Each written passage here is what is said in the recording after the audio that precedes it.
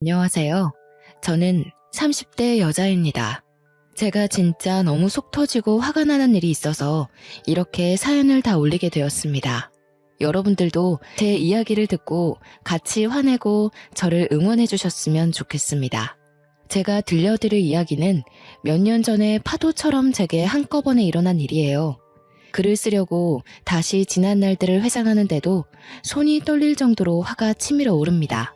그럼 지금부터 제 이야기를 시작해 보겠습니다. 저는 결혼을 해서 동갑내기 남편과 둘이 서울에서 살고 있었습니다. 저희의 연애 이야기를 해봤자 남들과 다를 거 없이 2년 정도 만났고 서로 혼기가 차서 결혼을 하게 되었죠. 글쎄, 애진옥에 이런 집안인 걸 알았더라면 어떻게든 헤어지고 피했을 텐데 다시 생각해도 바보 같았습니다. 그때는 서로를 너무나도 끔찍하게 아끼고 사랑해서 어떤 고난이 닥쳐도 이겨낼 수 있을 거라고 생각했습니다. 그래서 양가의 축복 아래 결혼을 했어요. 시댁은 강원도 아주 시골에 자리 잡고 있었습니다. 남편이 결혼 전에는 거리가 멀고 차편이 애매하다는 이유로 1년의 명절이나 시부모님 생신 이외에는 잘 가지 않았습니다. 연애할 때도 그래왔기 때문에 사실 결혼하고 나서도 그러면 된다고 생각했어요. 남편에게는 저희보다 5살 많은 신우가 있었습니다. 신우는 글쎄요, 자주 만난 적이 없었던지라 어떤 사람인지 모르고 결혼을 했죠. 저희가 결혼할 땐 이미 시집을 가 있었고 명절이고 생신이고 그저 시댁의 얼굴만 비추고 사라진다고 들었던 터라 잘 알지 못했습니다. 제가 결혼한 지 얼마 안 돼서 한창 깨를 볶던 신혼 시절이었죠. 그래봐야 맞벌이였던지라 남들이 생각하는 신혼부부만큼 깨를 볶지도 못했던 것 같습니다. 저랑 남편은 대출을 끼고 서울에 있는 아파트를 분양받았습니다. 신혼인데 집부터 사는 게 서로 좀 부담이기는 했으나 워낙 지역이 좋고 재개발의 여지도 있어서 투자 겸해서 사게 되었습니다. 참 내 집이 생기니 그렇게 기쁠 수가 없더라고요. 갚아야 할 대출금이 막막했지만 사랑하는 남편도 있고 맞벌이 부부의 장점이 월급이 2번 나온다는 거 아니겠어요? 이렇게 살다 보면 언젠간 정말 오롯이 우리 집이 되어 있겠지. 몇 명을 낳을까 하면서 계획도 세우고 했어요. 저희 친정어머니께서 부동산을 오래 하셨거든요. 그래서 그 집은 무조건 오른다 사더라 하시길래 믿고 산 것도 있습니다. 부동산을 하시는 어머니 덕에 추천으로 사두었던 땅도 조금 있었습니다. 이 땅은 결혼 전에 투자 목적으로 사둔 땅이었는데 남편은 그 존재를 모르고 있었어요. 아직 팔기에는 애매한 땅이라서 적금 들었다 생각하고 냅두는 땅이었거든요. 아무튼 저희 둘 다 직장이 서울이니 당연히 서울로 터를 잡았던 것 뿐인데 시댁에서는 난리가 났습니다. 저도 솔직히 아직까지도 이해가 가질 않아요. 서울에 터전이 있으면 당연히 집도 서울이어야 하지 않나요? 강원도로 오지 않고 친정 가까운 곳으로 집을 얻었다면서 시댁을 무시하냐고 난리가 났습니다. 아니, 집 살 때 이런 한 푼도 보태준 게 없으면서 왜 감나라 배나라 하는 건지 솔직히 어이가 없었어요. 강원도로 가면 당장 직장은 어떡합니까? 직장 때려치고 강원도로 간다고 치면 그럼 대출금은 누가 갚아주겠어요? 저는 시부모님께 솔직하게 말씀드렸죠. 시댁 식구 어렵다지만 시대도 바뀌었고 할 말은 하고 지내야 된다고 생각했어요. 그럼 저희 직장은 어떡해요? 당장 강원도로 오라는 말씀은 좀... 여자가 무슨 직장이야. 집에서 내조를 해야지. 그럼 저희 대출금은 그이 혼자서 갚으라는 소리예요? 아니, 너네 집 부동산 한다더니 땅도 조금 없드냐? 벌써부터 우리 아들 고생시키는 거야 지금? 꽤나 부자인 척 하길래 집도 턱턱 사주는 줄 알았더니 대출이라니. 알고 보니 남편이 대출받아서 산 집이라는 말도 안 했더라고요. 저는 첫 단추부터 삐걱거리는 느낌을 받았습니다. 하지만 이미 산 걸 어쩌겠어요? 부루마블도 아니고 팔겠습니다 하고 바로 팔 수 있는 것도 아니고요. 시어머니는 계속해서 말도 안 되는 고집을 부렸습니다. 저보고 남편이랑 같이 강원도로 발령받아서 오면 되지 않느냐고 하더라고요. 저는 기가 찼습니다. 발령이라는 게 제가 가고 싶다고 갈 수 있는 것도 아니고 안 된다고 계속 말하는데도 쓰잘데기 없는 고집을 부리면서 저한테 소리 지르는 것도 싫었고요. 저는 남편에게 이 이야기들을 전달하고 어머님께서 저런 식으로 우기면 전화도 안 받겠다고 엄포를 놓았습니다. 그 뒤로 어머니께서는 틈만 나면 제게 전화를 해서 주말에 강원도로 오라고 했습니다. 강원도도 춘천이면 지하철이라도 타고 가죠. 무슨 감자밖에 없을 것 같은 시골에 살면서 매주 주말마다 안 오냐 하시는데 미치는 줄 알았어요. 남편에게도 제가 몇 번이나 물어보았습니다. 아니, 자기 결혼 전에는 1년에 서너 번만 갔다며? 근데 내가 결혼하고 나니까 또 마음이 바뀌셨나.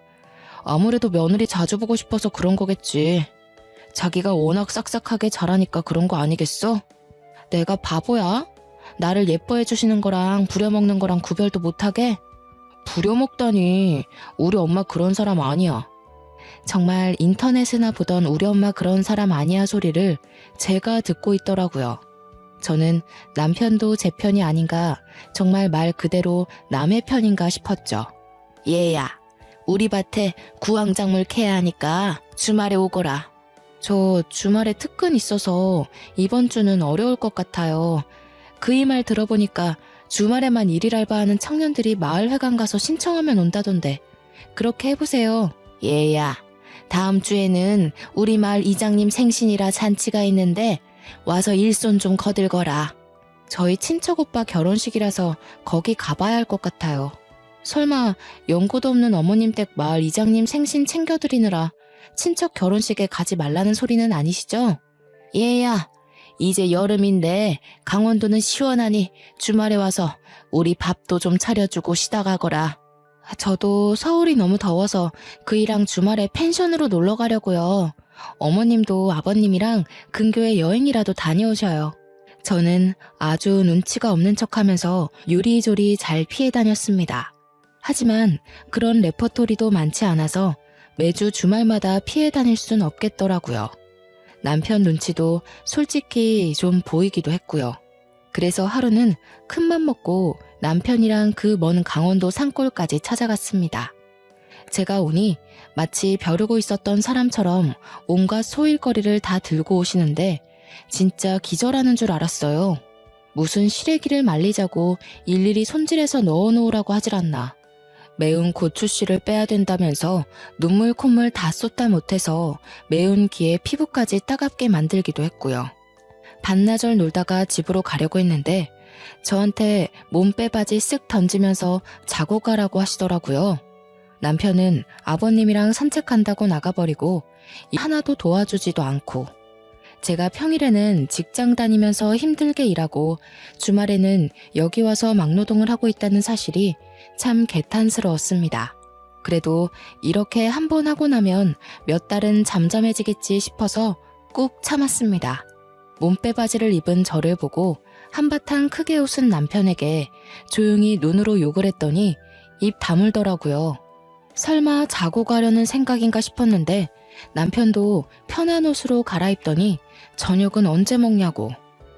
진짜 저 주둥이를 꼬매버리고 싶다는 생각만 가득했습니다. 그래도 일이 이렇게 된 거 성심성의껏 밥상이나 차려보자 싶어서 시골 된장 구수하게 된장찌개 끓이고 각종 나물들로 무침도 하고 선물로 사간 고기도 양껏 구웠습니다. 남편과 아버님은 맛있다고 엄지척 올리시면서 식사 잘하는데 어머님만 깨작깨작 하시더라고요. 어머님, 입맛에 안 맞으세요? 아니, 된장을 얼마나 풀어넣은 거냐? 찌개는 도무지 짜서 못 먹겠고 나물들은 손맛 하나 없이 싱겁고 고기는 이렇게 설렁설렁 구워서 핏물 다 나오는데 역해서 이걸 우째 먹어? 이 고기는 진짜 비싸고 좋은 고기라서 살짝만 익혀 먹는 거예요. 된장찌개는 밥 비벼 먹기 딱 좋은데 나물은 제가 손맛이 좀 부족하긴 한가 봐요. 우리 아들이 매번 이렇게 맛없는 밥상을 끼니랍시고 먹었을 거 생각하니 내 속이 다 분하다. 그러길래 네가 강원도에 집을 얻었으면 내가 요리도 가르쳐주고 살림도 가르쳐주고 했을 거 아니니? 저는 그 말이 정말 기분 나빴습니다. 표정이 순식간에 굳자 남편이 숟가락을 놓고 시어머니께 애교를 떨더라고요.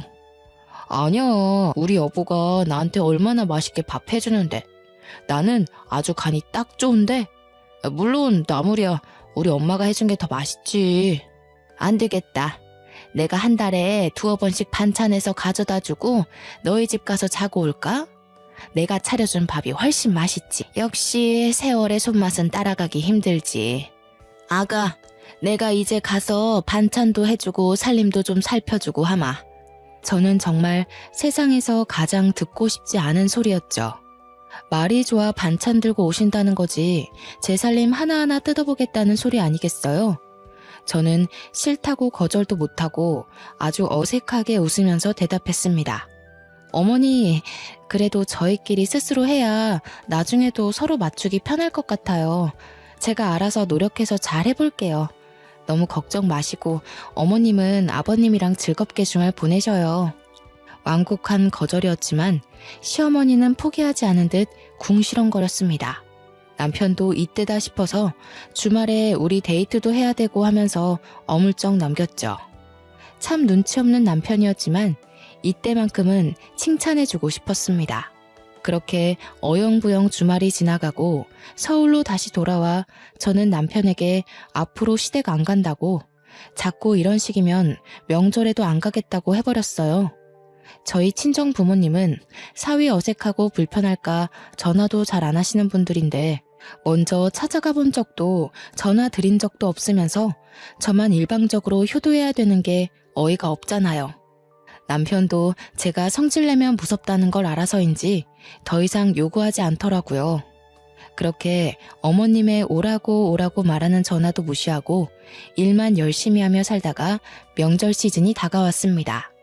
허리에 붙일 파스까지 단단하게 챙기고 강원도로 내려갔어요. 반나절 허리도 못 펴고 제사상에 올릴 반찬에 전에 과일 깎고 방앗간까지 다 다녀오고 나니 밤이더라고요. 제사상 차려서 절하는데 집으로 누가 쾅쾅거리면서 들어오는 거 아니겠어요? 저는 조상님이 살아 돌아오신 줄 알고 까무러칠 뻔했습니다. 근데 그건 시누이였어요. 뭐야, 제사 지내는 중이었어? 배고팠는데 잘 됐다. 절 다 했으면 나 이거 먹어도 되지? 멍 때리고 있는 가족들을 보면서 인사도 없이 먹겠다 하고는 제사상에 올린 음식들을 손으로 막 집어먹더라고요. 정신을 차린 시어머니께서 신우의 등짝을 한 대 때리셨죠. 하지만 신우는 왜 때리느냐고 콱 쏘아붙이더니 계속해서 제사상에 있는 음식들을 퍼먹었어요. 어느 정도 배가 불렀다며 배를 팡팡 때리면서 나왔어 하고 그제서야 인사를 하더라고요. 처음 봤을 때보다 살도 더 찐 건지 목이 사라지고 없더라고요. 더 시댁에 가지 않고 왜 친정에 먼저 왔니? 윤서방은? 윤서방 그 자식 말도 꺼내지 마. 내가 진짜 더럽고 치사해서는. 아니, 왜 윤서방이랑 싸웠어? 싸우긴 뭘 싸워. 이혼했어. 뭐라고? 아버지 귀 먹었어요. 이혼했어, 이혼. 도장 꽝 찍어서 내가 이제 명절에 갈 시댁이 없어요. 그러니까 친정 왔지. 나 짐도 다 싸들고 왔어. 아직 내 방 있지? 신우는 자기가 원래 쓰던 방으로 들어가더니 그 안에 있던 잡동사니들을 다 거실로 끌고 나왔어요. 아니, 왜 내 방에 매주를 띄워놔? 냄새. 나 이제 여기서 지낼 거니까 뭐라 하지 마요. 나 쫓아내면 어디 갈 데 없어. 아니, 왜 이혼했는데, 어? 아니, 잠깐, 아예 서류까지 다 정리된 거야? 그런 거 아니고 홧김에 이혼하자고 한 거면 가서 빌어. 그러자 신우가 서류 하나를 들이밀더라고요. 등본이랑 가족관계 증명서였어요. 거기에는 남편이 빠져 있었습니다. 내가 이런 걸로 왜 거짓말을 쳐? 이혼했어. 저는 명절에 일어난 아주 빅사건이다 싶었죠. 왜 이혼했는지 궁금했는데 차마 올케가 그런 걸 물어보기도 좀 그렇잖아요. 모양새 빠지게 할 순 없어서 궁금한 거 꾹 참고 기다렸더니 멍하니 있던 남편이 물어보더라고요. 아니 누나, 왜 이혼했는데? 말해서 뭐 어디다 써? 바람이지. 내가 진짜 그 더럽고 치사한 새끼를. 아무래도 신운의 전 남편이 바람을 펴서 이혼한 것 같았습니다. 흥미진진하게 듣고 있던 제게 아주 벼락 같은 일이 벌어졌어요. 예, 네가 강원도에서 뭐 해먹고 살겠니? 여기는 직장도 없고 뭐 알바할 자리도 없다. 너 그러지 말고 기훈이 따라서 서울 가. 기훈이는 제 남편이었습니다. 저는 흥미롭게 이야기를 듣고 있다가 벌떡 자리에서 일어났습니다. 신우를 지금 우리 집에 데려가라는 소리인가요? 라는 말이 목구멍 끝까지 나왔지만 꾹 삼켰어요. 일단 이성을 찾는 게 먼저라고 생각해서 심호흡을 한 채 남편을 바라보았죠. 기훈이 너도 누나 내칠 생각하지 말어. 네 누나 그래도 시집 가기 전에는 이것저것 많이 했던 거 알지? 서울 가면 여기보다야 훨씬 살기 좋으니까 일단 기반 잡을 때까지만이라도 너네 집에서 있게 해라. 그래, 내 생각에도 이혼까지 해서 이제 혼자 먹고 살아야 하는데 그래도 기훈이네 집에 가 있으면 안심이라도 되지. 며느리가 또 알뜰살뜰 챙겨줄 텐데 말이야. 우리 딸 구박하지 말고 밥도 잘 챙겨주고 그래야 된다. 알았니, 아가? 저희 의견을 다들 안 들어보시고 정하시는 거예요? 왜? 옳게. 내가 가는 게 불편해? 나도 엄마 아빠 말 들어보니까 여기 산골에 박혀서 빈둥빈둥 하는 것보다야 서울 가는 게 낫겠다 싶은데. 나 나름 전문직이었어. 취직하기 어렵진 않을 거야. 서울엔 또 일자리도 많고 교통도 편하고 하니까 내일 집에 갈 때 나 좀 태워가. 다짜고짜 통보를 해대는 턱에 제가 방어하기는 쉽지 않았습니다. 남편에게 도움을 요청했지만 곰곰이 생각하던 남편이 꺼낸 말은 아주 반전이었습니다. 그래, 우리 방 하나 남으니까 거기에 일단 지내는 걸로 하자. 누나가 돈 좀 모으면 그때 원룸을 어떤지 해서 나가는 걸로 하면 되겠네. 오케이, 콜. 결국 다음날 날이 밝자마자 서울로 가자면서 차에 냅다 짐을 실어버리는데 제 이성은 가출해버렸습니다. 저는 남편의 옆구리를 꼬집었고 남편은 또 거기서 눈치 없이 악소리를 내더라고요. 꼬집어. 아니 내가 언제 꼬집었다고 그래? 시부모님께서 저를 빤히 보고 계셨기 때문에 일단 발뺌을 했죠. 신우는 제 눈치가 어떤지 빤히 아는 것 같았음에도 불구하고 모른 척 차에 타더라고요. 갈 때 휴게소 들릴 거지? 나 호두과자랑 알감자 사 먹게. 저희는 그렇게 휴게소까지 알차게 들러서 서울에 왔습니다. 냅다 방 하나를 차지하더니 잘 테니까 밥 차리면 부르라고 하더라고요. 저는 제가 무슨 몸종이라도 된 줄 알았습니다. 우라통이 터지는 거 뭐 어쩌겠습니까? 머리채 잡고 싸울 것도 아니고 그것도 시댁 식구인데 내쫓을 수도 없어서 참았어요. 그래도 6개월 안에는 나가겠지 싶어서 지옥 같은 생활 조금만 버티자는 마음으로 참았죠. 명절이 끝나고 저도 직장인이니까 출근을 해야 하잖아요. 아침에 간단하게 토스트 해먹고 출근해서 열심히 일하고 퇴근하고 집에 왔는데 집안이 개판인 겁니다. 진짜 빨래가 수두룩하게 쌓여있고 점심 먹은 설거지도 하나도 안 해놨더라고요. 남편이랑 구워 먹으려고 사다 놨던 소고기도 야무지게 먹었는지 빈 꽉만 쓰레기통에 담겨 있는데 너무 화가 났습니다. 언니, 아무리 그래도 드신 건 정리를 하셨어야죠. 내가 오늘 좀 바빴어. 거기 빨래 보이지? 내가 며칠 동안 가방에 넣어놨더니 냄새 나더라. 그것 좀 빨아놔. 내일 입을 옷이 없어. 신우는 그 한마디 띡 던지고는 방에 들어가더라고요. 저는 빨래통 앞에서 한참을 서성이다가 신우 방문을 벌컥 열었습니다. 글쎄, 제가 회사 일을 다 마치지 못하고 집에 오면 사용하는 업무용 노트북으로 고스톱을 치고 있지 않겠어요? 어머, 그게 제 노트북이에요. 일할 때 쓰는. 그냥 방에 굴러다니던데. 내가 좀 쓸게. 내가 컴퓨터를 못 챙겨왔어. 거기에 업무 자료도 있어서 안 돼요. 이리 주세요. 자료? 아, 무슨 폴더에 서류 이렇게 써있던 거? 내가 게임 깔아야 되는데 용량이 없어서 그거 지워버렸는데. 저는 정신이 가출해버렸습니다. 그 안에는 연간 계획이며 재무제표도 들어있었고 회사 업무와 관련된 중요한 서류들도 백업되어 있었거든요. 저는 신우가 지워버렸다는 말에 놀라서 신우를 밀치고 노트북을 살폈어요. 정말 깨끗하게 지웠더라고요. 저는 일할 때 쓰는 중요한 자료인데 그걸 지우면 어떡하냐고 소리를 질렀어요. 저한테 물어보지도 않고 그걸 그냥 지우고 쓰시면 어떡해요. 그것도 고작 고스톱 치느라 지금 제 업무 손실이 어떤지 아세요? 나 기훈이한테 물어봤는데 그냥 쓰라길래 쓴 거야. 저는 남편에게 전화를 걸었습니다. 남편이 퇴근 중이라며 조금만 기다리라고 하더라고요. 집에 들어서자마자 남편에게 슬리퍼를 집어던졌어요. 너 지금 내 동생한테 뭐 하는 짓이야? 당신이 내 노트북 써도 된다고 했어? 누나가 인터넷으로 뭐 좀 할 거 있다고 해서 쓰라고 했지. 왜 오자마자 슬리퍼를 던지고 그래? 무슨 일 있어? 고스톱 게임 하시느라 내 업무 서류를 다 포맷해버렸어.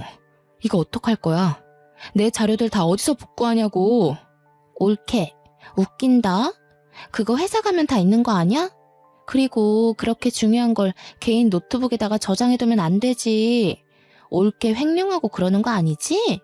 저는 그걸 말이라고 하는지 슬리퍼를 던졌다고 화가 난 남편은 신우 말에 동의하면서 저에게 그렇게 중요한 자료면 미리 USB에 넣어놔야 하는 거 아니냐고 했어요. 솔직히 틀린 말은 아니지만 어차피 저 혼자 쓰는 노트북이고 업무 이외에는 쓰지 않아서 안일하게 생각했었죠. 그 사건은 해결되지 않은 채 제가 회사에서 업무를 2배 더 보는 걸로 마무리가 됐습니다. 하지만 신우짓은 여기서 멈추지 않았습니다. 욕실 개수구에 자기 머리카락이 잔뜩인데 그거 하나 제대로 치우지도 않았고요. 설거지는 당연하고 밥 한 번 차려놓은 적이 없었습니다. 맞벌이 부부인 우리가 퇴근하고 오면 오늘은 뭘 먹을 거냐고 배고프다고 빨리 밥을 하라고 시키더라고요. 자기는 집에서 놀고 먹고 하면서 생활비 한 푼 안 보태는데 밥까지 차리라고 하니까 정말 시어머니를 모시는 것 같았습니다. 그뿐만이 아니었습니다. 빨래를 돌리는 건커녕 빨래통에 빨래를 내놔도 양말은 다 뒤집어져 있고 흰 옷이고 검은 옷이고 속옷이고 다 한꺼번에 섞어놓고 팬티에는 생리가 묻어있는데도 떡하니 펼쳐놓았더라고요. 아니, 생리대도 제 거 가져다가 팍팍 쓰는데 진짜 하나하나 아까워서 미치겠더라고요. 언니는 취업 준비하고 계신 거 맞아요? 내가 왜? 아니, 취업할 거라고 서울 와놓고서는 내가 왜? 라고 묻는 게 정상입니까? 결론은 취업 준비고 나발이고 아무것도 안 하면서 집에서 고스톱이나 치고 있다는 소리 아니겠어요? 저는 진짜 너무 열이 받았습니다. 처음에 약속하셨잖아요. 서울에서 취직하고 싶다고. 그래서 보증금 얻을 동안만 우리 집에 있기로요. 취업이 뭐 그렇게 쉽나? 그러니까요. 준비를 제대로 하셔야죠. 준비도 안 하고 맨날 고스톱만 치고 있으면 취직이 되나요? 아니 옳게 왜 이렇게 빡빡하게 굴어 가족끼리? 너네가 애가 있는 것도 아니고 식구 하나 들었다고 뭐 생활비가 엄청나게 차이 나는 것도 아니잖아. 기훈아, 네 마누라가 이러는데 내가 지금 당장 나가기라도 해야 되니? 그래, 당신 생활비도 그동안 넉넉하지 않았어?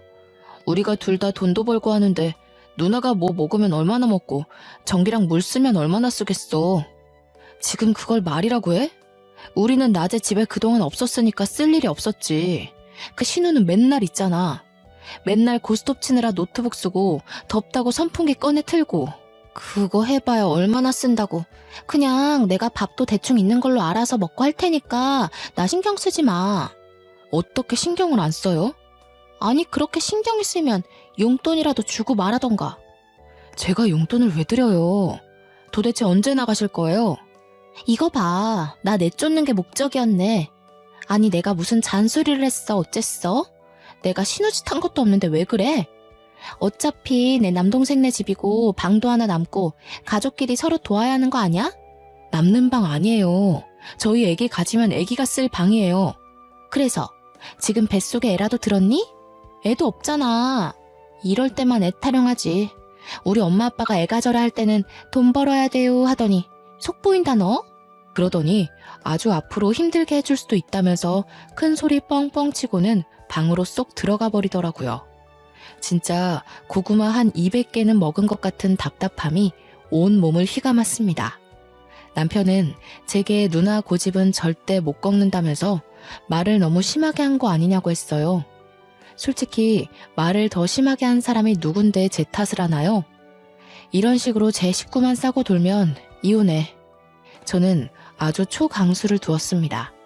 시골 분들이셔서 아들내미 이혼한다고 하면 뒷목은 잡으실 것 같은데 남편은 어떻게 나오나 궁금했습니다. 솔직히 저런 신우랑 계속 같이 살아야 한다고 하면 이혼밖에 답이 없긴 했고요. 남편은 콧방귀를 뀌면서 마음대로 하던가 하더라고요. 솔직히 그냥 해본 말인 줄 아는 거겠죠. 무서울 게 없었습니다. 그래서 신우방을 열고 잠깐 나와서 다시 이야기하자고 했어요. 신우는 고스톱 치는데 방해를 한다면서 투덜거리고 다시 나왔어요. 뭐 하셨어요? 이제는 그런 걸로 코투리 잡으려고? 내 탓 아냐? 남편이 어린 여자랑 바람이 났고 나한테 들켰고 그래서 이혼했어. 그럼 위자료 받으셨을 거 아니에요? 상간녀 소송도 당연히 하셨을 거고요. 그러자 신우가 갑자기 꿀먹은 벙어리가 됐어요. 위자료까지는 생각 못했는지 남편이 신우를 채근하더라고요. 그래. 받았어. 3천 받았다 3천. 그 돈 다 어쩌시고 돈 없어서 여기서 지내겠다고 하시는 거예요? 3천만 원이면 월세 보증금 하고도 남아요. 아니 나는 뭐 돈 쓸 데가 없겠어? 누나 솔직하게 말해. 돈 다 어디다가 썼어? 어디 빚이라도 있었어? 아니면 뭐 명품 중독이야? 아니야. 고스톱 하느라 썼어. 저거 돈 충전해서 치는 거란 말이야. 그래서 따면 진짜 현금으로 바꿔줘. 내가 아주 크게 한번 따려고 싹 다 꼬라박았는데 휴지돼서 사라진 거지. 누나 미친 거 아니야? 이제부터 언니도 저희 집에서 생활하시려면 생활비 보태세요. 신우는 그 말에 아주 곡소리를 내면서 가족끼리 너무한다고 그러는 거 아니라고 소리를 꽥 질렀어요. 당연히 수중에 가진 돈이 한 푼도 없으니까 생활비를 보탤 수 없겠죠. 그러면 취직이라도 하던가. 한심하게 위자료 받은 거는 전부 도박에 날리고 이러는 꼴이라니. 제가 한심해 죽겠다는 표정으로 신우에게 쏘아대니 신우도 열이 받았는지 두고 보라고 했지? 하면서 시어머니에게 전화를 걸었습니다. 제 눈앞에서 울면서 서러워서 못 살겠다는 둥 며느리가 이래도 되냐고 시댁 무서운 줄 모른다고 하소연을 하더니 시어머니께서 당장 가겠다고 하시더라고요. 저는 이 시간에 어떻게 오겠냐고 자러 갈 준비를 했어요. 저는 내일도 출근을 해야 했으니까요. 새벽 1시에 소란스러워 문을 열었더니 시어머니께서 진짜 오셨더라고요. 저와 남편은 자다 깨서 깜짝 놀랐고 씩씩거리는 시어머니가 저를 확 밀치셨어요. 저는 중심을 잃고 뒤로 크게 넘어졌습니다. 신우는 안 자고 있었는지 거실에 나와 낄낄거리고 있더라고요. 저는 수치심과 더불어 억울한 마음에 시어머니께 뭐 하는 짓이냐고 소리를 질렀습니다. 시댁 무서운 줄도 모르고 이것이 우리 기정이한테 무슨 짓이야? 뭐? 생활비를 보태라고 해? 너네 서울에서 직장 생활한다고 강원도도 안 내려오면서 무슨 우리의 돈까지 받아쳐먹으려고? 저는 무슨 죄가 있어서 신우를 모시고 살아야 돼요? 설거지도 안 해, 빨래도 안 해. 자기가 씻고 나온 머리카락 정리 한 번을 안 하는데 저는 무슨 몸종이에요? 뒤치다거리만 해주게. 생활비 내라는 게 왜요? 놀고 먹으니까 못 내는 거지. 취업 준비도 안 하고 위자료로 받은 3천만 원도 고스톱에 꼬라박는 사람인데요. 어머님이 데려가세요.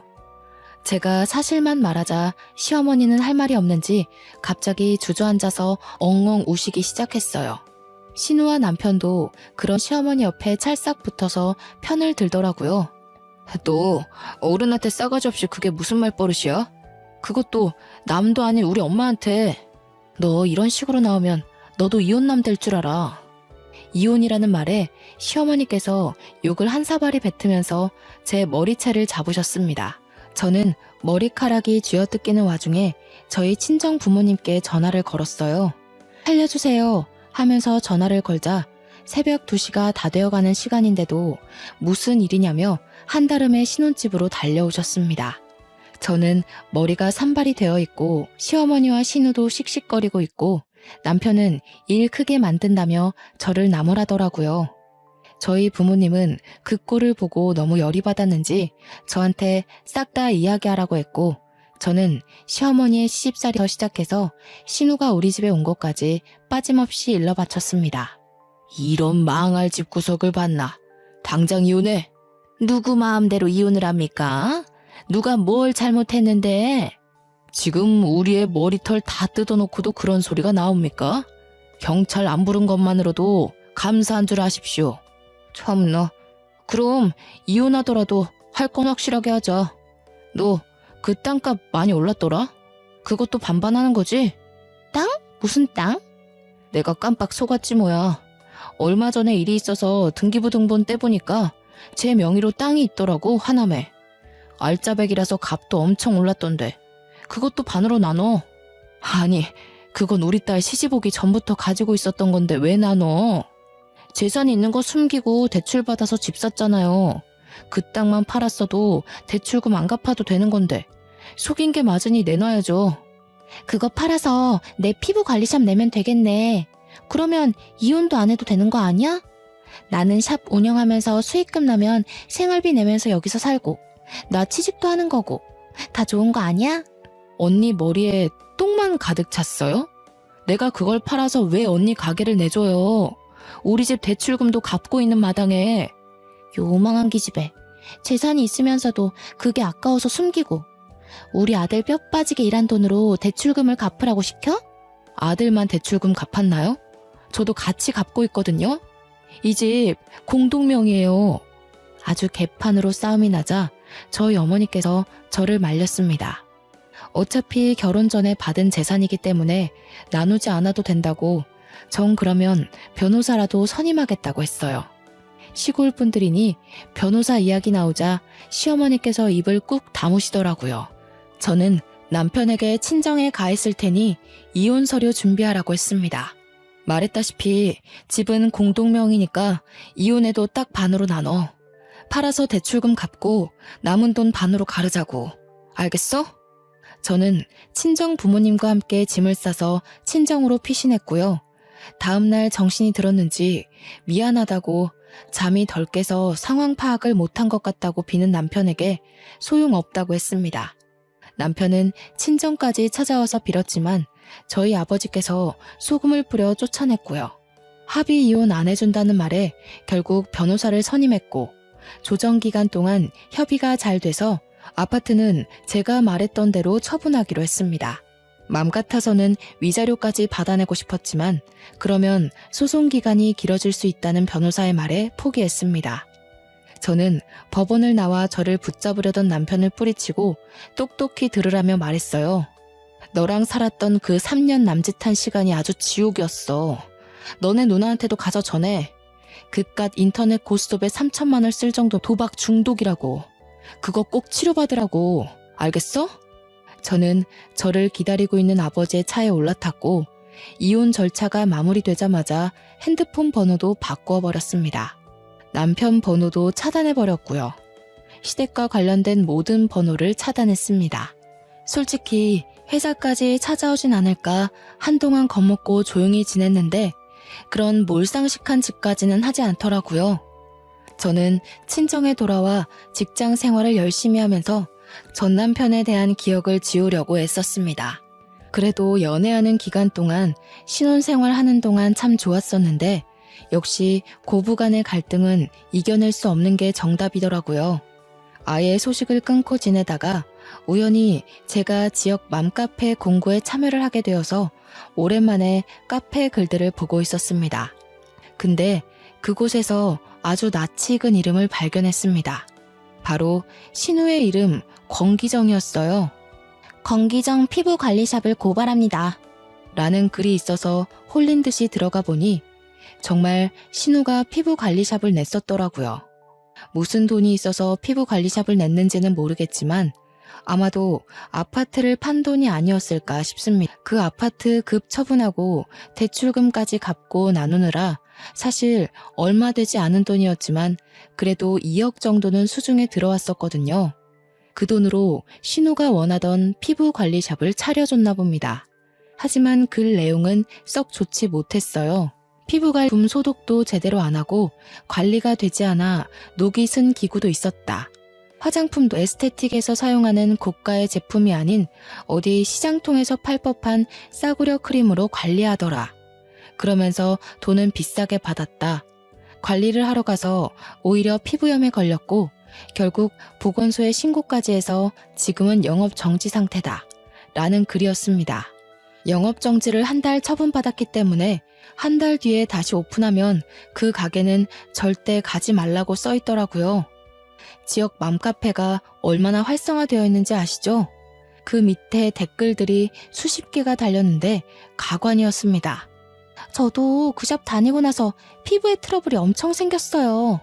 거기 피부관리샵 사장이 싸가지 없는 걸로 엄청 유명해요. 거기 피부관리샵에서 피부 완전 망가지고 저 그래서 소송하려는데 참여하실 분?